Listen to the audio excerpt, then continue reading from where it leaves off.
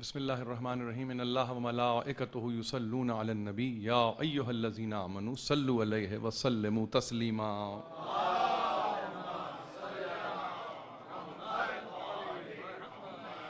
عزیزان محترم، انتہائی شکر گزار ہوں آپ کا، اور یقین جانیے کہ میرے بچے جو بیٹھے ہیں پیچھے، ان میں خاص طور پر وہ نمایاں بچہ اس وقت نگاہوں سے اوجھل ہے، لیکن بہرحال اس نے آغاز کیا اس محفل کا۔ اس بچے کا نام ہی ابو طالب ہے۔ شکر گزار ہوں، رضا میاں کا شکر گزار ہوں، ہمارے شجاعت کا شکر گزار ہوں، محبت سے تشریف لائے اور ظاہر ہے کہ بہترین کلام سننے کو ملا۔ ڈاکٹر یاسین نے اپنے انداز سے بہرحال گفتگو کی ہے، میں انتہائی ممنون ہوں، شکر گزار ہوں۔ اس سے قبل کہ میں انتہائی شاعر کا تذکرہ کروں، حیدر عباس صاحب کا میں ذاتی طور پر شکر گزار ہوں کہ انہوں نے نہ صرف یہ کہ ایک محفل کو سجایا، بلکہ جس خوبی سے انہوں نے اس آستانے میں شعراء کو پرویا ہے، اس کا میں جو لطف رہا آج یقین جانیے بڑی بڑی محفلوں میں شاید وہ لطف نہیں آتا۔ مگر میں عرض کروں آپ سے کہ یہ اس میں ایک اعجاز ہے، اور یہ اعجاز ابو طالب ہے، یہ اعجاز ابو طالب ہے۔ میں یقین جانیے کہ میرے چہرے کو دیکھنے والے آپ مسلسل دیکھتے ہیں، اور آپ یقیناً یہ تمانیت جو چہرے پر دیکھ رہے ہیں یہ کسی صورت بھی یعنی جاں خلاصی کی تمانیت نہیں ہے، بلکہ اس میں یقین جانیے کہ جو تمانیت ہے وہ اس احساس کے ساتھ ہے کہ جس طرح سے میں چاہتا تھا اس طرح سے یہ پوری محافل کا تتمہ آج ہمیں مل رہا ہے، اور اس میں اپنے آپ کو پیچھے رکھ بھی نہیں سکتا تھا۔ میں انتہائی شکر گزار ہوں ہمارے اختر عزیز صاحب کا کہ شاعر ہیں، اور یعنی یوں سمجھیے کہ ایک نہ صرف یہ کہ سخن سنج بلکہ سخن فہم، اور اس میں یہ دیکھیے آپ کہ مسلسل تقاریر میں آ کر افکار کو منظوم کرنا، خلاصے میں پیش کرنا، آپ کا وقت نہ لینا، اور اس کے بعد مطالب کو پوری طرح بیان کر دینا۔ میں سمجھتا ہوں کہ یہ ایک ایسی چیز ہے کہ یہ اگر انسان مال و دولت دے کر بھی حاصل کرنا چاہے تو یہ حاصل نہیں ہو سکتی۔ یہ بس ان کا کرم ہے، یہ ان کا فیض ہے، یہ ان کی عنایت ہے، یہ ان کی نگاہ ہے۔ بس یہ میں چاہتا ہوں کہ اس آستانے میں آنے والوں پر ان کی نگاہیں مسلسل رہیں، اس آستانے پر خاص کرم رہے۔ مؤسس اعلیٰ یہاں تشریف فرمائے ہمارے مولانا فرحت حسین موسوی صاحب، یقین جانیے نو کہ میں نے ان کا تحمل یعنی ان کو بے انتہا اپنے طور پر ظاہر ہے کہ میں نے گفتگو کرتے ہوئے نے دیکھا ہے، مگر انتہائی تحمل اور بردباری کے ساتھ مجھے مسلسل سنتے رہے، آتے رہے، زحمت فرماتے رہے، قطع نظر اس کے کہ ان کی کیا مصروفیات ہیں، مگر ان کی مستقل شرکت رہی۔ پھر ایک مرتبہ میرے برادر سید حسنین جعفری صاحب یہاں بیٹھے ہیں، میں ان کا انتہائی شکر گزار ہوں کہ انہوں نے مجھے یہاں تک کا موقع دیا کہ میں آپ سے گفتگو کر سکوں، اور اس رابطے کو جو انہوں نے قائم رکھا ہے، پروردگار آپ کے تمام اعمال کو مقبول فرمائے۔ اس تعلق سے دیکھیے ایک بات عجیب عرض کر رہا ہوں، اور میں کوشش کر رہا ہوں، میں عرض کرتا ہوں آپ سے کیا کوشش میرے پیش نظر ہے، اور وہ قطعاً روایت سے انحراف نہیں ہے بلکہ عین روایت ہے جس کو آپ کی خدمت میں پیش کر رہا ہوں۔ ابھی انہوں نے کہا برادرم محترم سید اختر آصف زیدی صاحب نے آپ سے گفتگو کرتے ہوئے کہ یہ میرے بابا کا حضرت علامہ رشید ترابی علی اللہ مقامہ کا طریقہ تھا کہ جہاں وہ بھرپور تقاریر اپنی تفسیر کے تعلق سے کرتے تو انتہائی تقریر میں ایک پورا موقع دیا جاتا حضرت مولانا نسیم امروہوی علی اللہ مقامہ کو کہ وہ ان کے بیان کردہ افکار کو منظوم انداز سے پیش کریں، اور ذرا سا یوں سمجھیے کہ وہ جو ایک 28-29 دن کی ایک جو تکلیف ہوتی ہے خاص طور پر یعنی سما کراشی کے پوائنٹ آف ویو سے کہہ رہا ہوں، اس میں اس کو ذرا سا نیوٹرلائز کر دینا، اور خاص طور پر ہمارے آنے والوں کے لیے ایک دلچسپی کا سامان پیدا کرنا، یہ ساری چیزیں ملحوظ خاطر تھیں۔ اور اس میں غرہ شوال پر اس محفل کا انعقاد اس لیے بھی ضروری تھا کہ ماہ مبارک شوال منسوب ہے حضرت ابو طالب کی ولادت سے، اور اس کے انتہائی دن کو علماء تاریخ نے یعنی 29 شوال کو کہا ہے کہ وہ ولادت کا دن ہے حضرت ابو طالب کی۔ تو اس تعلق سے غرہ شوال کو آپ اس طرح سے خوش آمدید کہیں اگر ہر سال، تو یقین جانیے میں رہوں نہ رہوں، پڑھوں نہ پڑھوں، لیکن کم از کم یہ کہ اس روایت کو یہاں قائم رہنا چاہیے. اور اس میں جیسے جیسے آپ پاس جیسے فرمایا ہمارے حیدرآباد صاحب نے، کچھ شعراء نہیں آئے، وہ انشاءاللہ آئیں گے. کچھ لوگوں کا طریقہ ہوتا ہے وہ ذرا سیف ڈسٹینس رکھ کے چیزوں کو دیکھتے ہیں کہ پھر کہاں تک وہ چیزیں کب پروان چڑھتی ہیں، اس کے بعد پھر وہ داخل ہونا چاہتے ہیں. ہم تو بے اختیار داخل ہونے والے لوگوں میں، تو جہاں بے اختیار داخل ہونے والے لوگوں میں تو پھر ہمیں کوئی پرواہ بھی نہیں ہے، ہمیں کوئی پریشانی بھی نہیں ہے. اور پھر جس محفل کو ڈاکٹر یاسین نے آ کے اتنا اٹھا دیا ہو تو اس کے بعد تو یہاں یعنی خفتن کی تو منزل ہی نہیں ہے. یہ تو جیو والی منزل ہے اور جیتے رہو والی منزل ہے. تو اس سے بڑھ کے تو کوئی اور بات نہیں کر سکتا. لیکن جاتے جاتے اپنی تقریر کو زیادہ وقت نہیں لوں گا، اس کو خاص طور پر مربوط کر رہا ہوں اسی ہستی سے جس کا تذکرہ آج آپ نے مسلسل سنا ہے. دیکھیے یہاں بیٹھے ہیں ہمارے قبلہ موسوی صاحب، انہوں نے مجھے مدعو کیا ہے 5 تقاریر کے لیے شوال میں. میں خود معلن ہوں، میں خود اعلان کر رہا ہوں. 21 تاریخ شوال کی اور 25 تاریخ تک شوال کی 5 تقاریر امام جعفر صادق کے تعلق سے.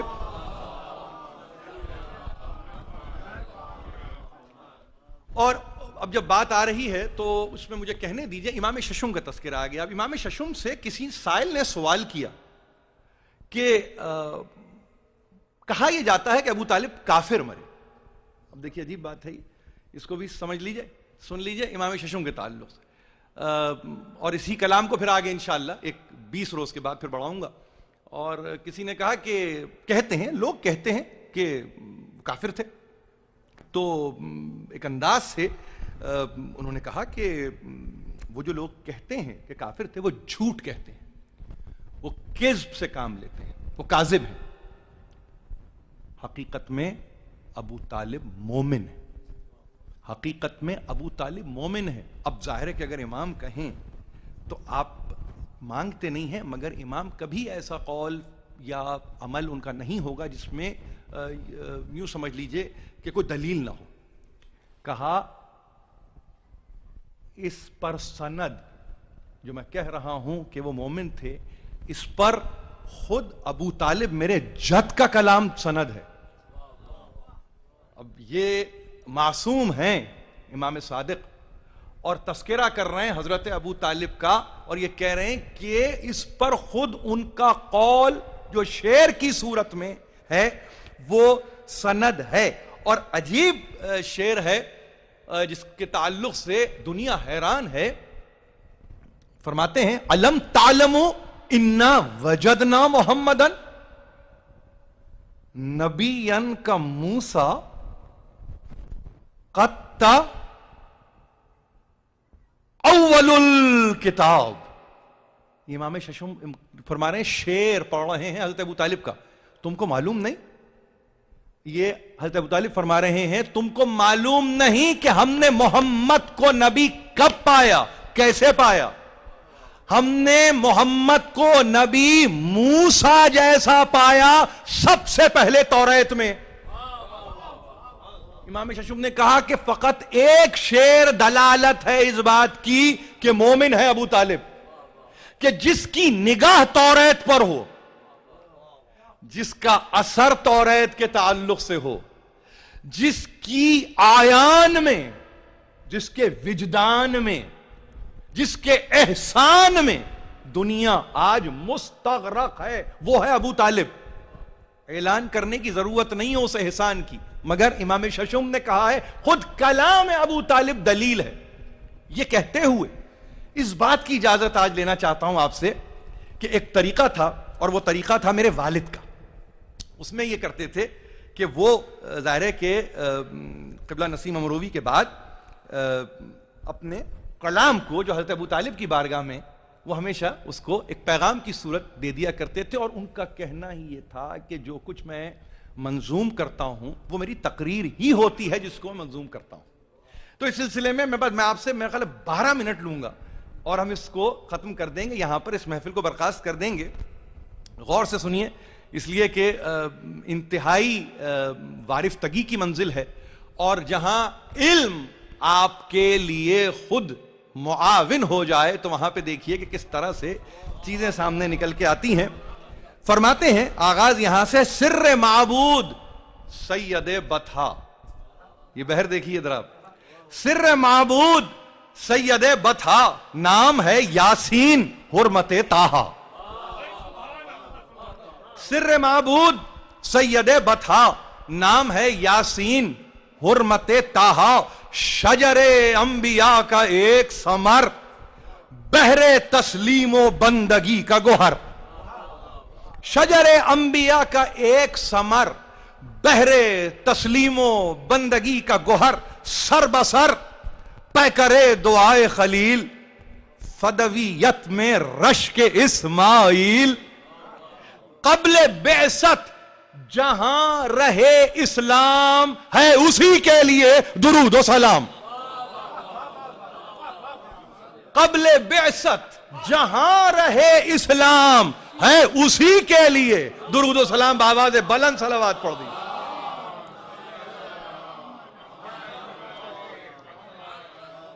یہ حضرت علامہ رشید ترابی علی اللہ مقامہ کے افکار کو، منظوم افکار کو پیش کر رہا ہوں، عزت حاصل کر رہا ہوں. قبل بعثت جہاں رہے اسلام ہے اسی کے لیے درود و سلام.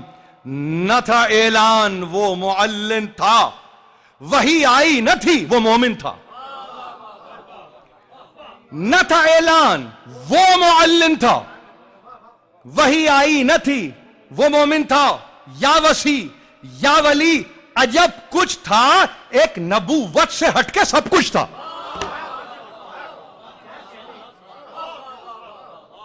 یا وسیع یا ولی عجب کچھ تھا، ایک نبوت سے ہٹ کے سب کچھ تھا. شیبۃ الحمد کا وہ نور نظر، حامل سر حضرت داور. اس کا ہر لفظ جان ایمان کی مہر جس پر لگی ہے قرآن کی.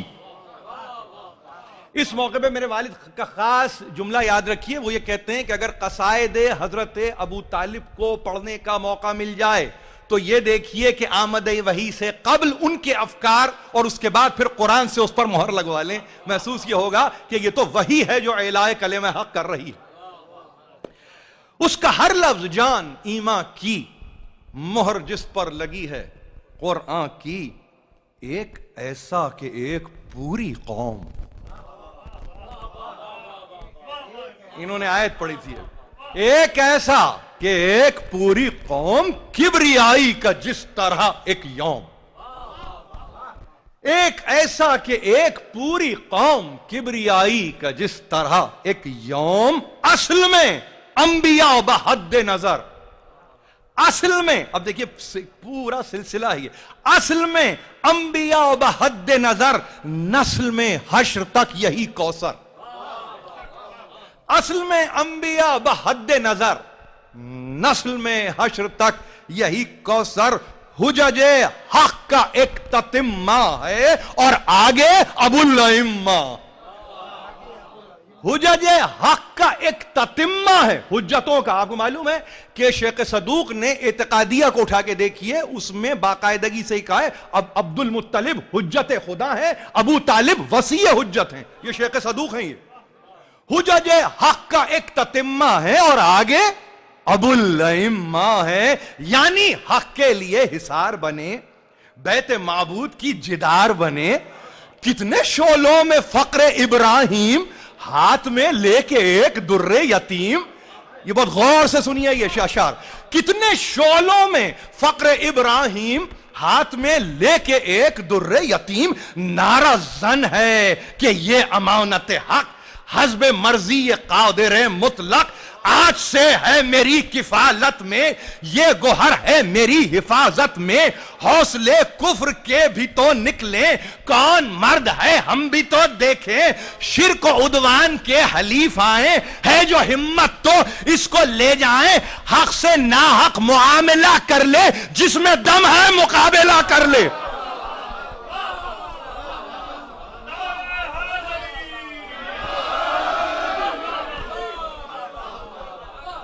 کتنے شعلوں میں، دہراؤں گا، کتنے شعلوں میں فقر ابراہیم، ہاتھ میں لے کے ایک در یتیم. نعرہ زن ہے کہ یہ امانت حق حسب مرضی قادر مطلق، آج سے ہے میری کفالت میں، یہ گوہر ہے میری حفاظت میں، حوصلے کفر کے بھی تو نکلیں، کون ہے مرد ہم بھی تو دیکھیں، شرک و عدوان کے حلیف آئیں، ہے جو ہمت تو لے جائیں، حق سے ناحق معاملہ کر لے، جس کو دم ہے مقابلہ کر لے، ہے نبرد آزمائے حلف فضول۔ یہ ایک عربوں میں یوں سمجھیے کہ بڑی جنگ ہے جو کہ 100 برس سے زیادہ لڑی گئی ہے، اسے حرب الفجار کہا۔ جب ایک مرتبہ اس پر معاہدے ہوئے تو اس کو حلف فضول کی منزل پر لایا گیا۔ تو اب دیکھیے چونکہ سب ہی واقف ہیں حضرت ابو طالب سے، ہے نبرد آزمائے حلف فضول، سامنے آئے تو کوئی مجہول، کوئی فرعون ہو کوئی نمرود، سب پہ بھاری ہے ایک میرا وجود، کوئی مجھ پر ہوا نہیں غالب، ہاں میرا نام ہے ابو طالب۔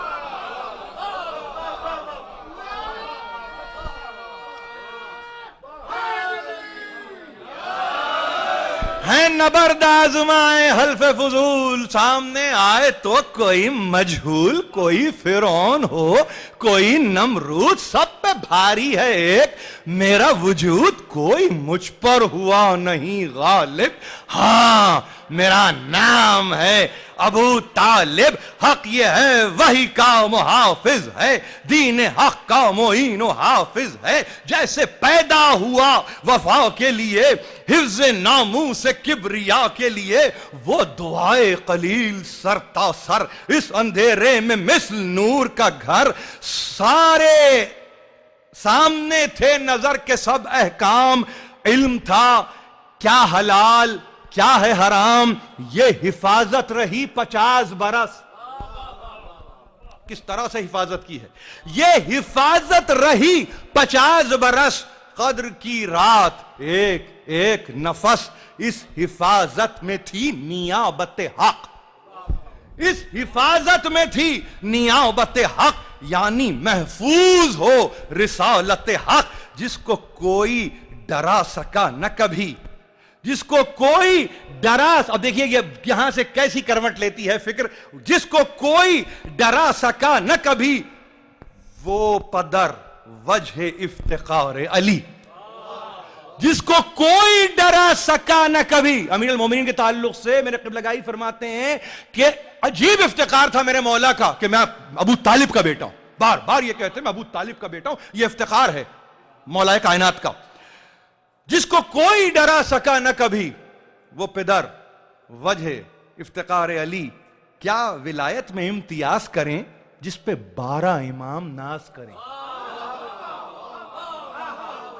نیابت حق ہے، دیکھیے کیا ولایت میں امتیاز کریں جس پہ 12 امام ناز کریں، رمز خالق کی یہ نگہ بانی جس کا کوئی نشہ نہ سلطانی، نہ تصوف رہا نہ روحبانی، قمبری بوزری و سلمانی، یہ الہی محافظت کا ہے طور، دین تنہا نہیں وہ کوئی دور، اب یہ دین آئے گا قیامت میں اس کی اولاد کی حفاظت میں، پھر طبیعت میں کیوں ملال آئے، فکر ایما کا کیوں خیال آئے، کیوں حسد سے یہ دل فسردہ ہیں، کس کے ماتم میں زخم خوردہ ہیں، کیوں حسد سے یہ دل فسردہ ہیں، کس کے ماتم میں زخم خوردہ ہیں، کس کو دیکھا کہاں ہے کفر، کیا وہاں ہے نہیں یہاں ہے کفر، کفر بھی حسب استطاعت ہے، اپنے اجداد کی حفاظت ہے،